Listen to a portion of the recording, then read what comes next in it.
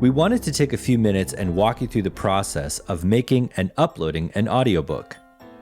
This short video series will be separated into 3 parts, with part 1 focusing on what to do when you need to make a demo. Part 2 will be recording an excerpt of a book for an audition, and part 3 will be producing the full audiobook. We're going to be using ACX here as the example, but the same process works if you're doing this for Findaway Voices. The idea here is to take you through the process of how people are recording their audiobooks and a few ways we've made it easier using Hindenburg Narrator. After you create an account with ACX, you'll need to create a 1 to 5 minute demo sample. This is so authors can hear what you sound like to hire you. For this purpose, you will want to show short clips of contrasting styles of narration. Here's what ACX has to say about it. You should add as many audio samples as you'd like. Focus on diversity to show off your range. Samples posted within your profile will be ordered from newest at the top to oldest at the bottom. And don't worry if you don't have many audiobook credits to your name. Simply create some samples from scratch, upload them, and tag each sample with words that describe the skill it reflects. It's recommended that your sample be from 1 to 5 minutes long. Now let's look at how you would do this. First off, you can import audio if you've already got some clips that you would like to use. That's what the import icon is for in the top left. Once you select the file you want, you can easily trim your file by the trimmer tool at the right of a region.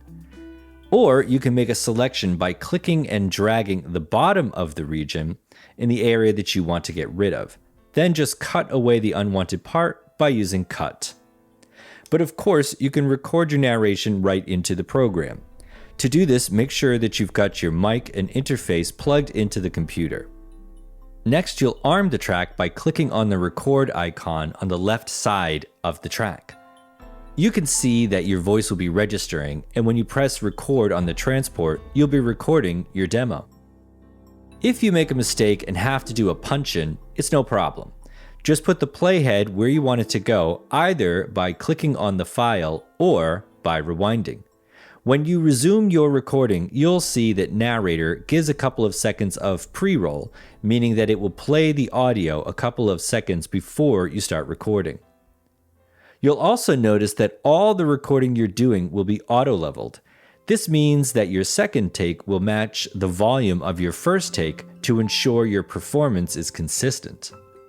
However you do it, the benefit of using Narrator to make your demo for the ACX site is that you can run it through our ACX validation.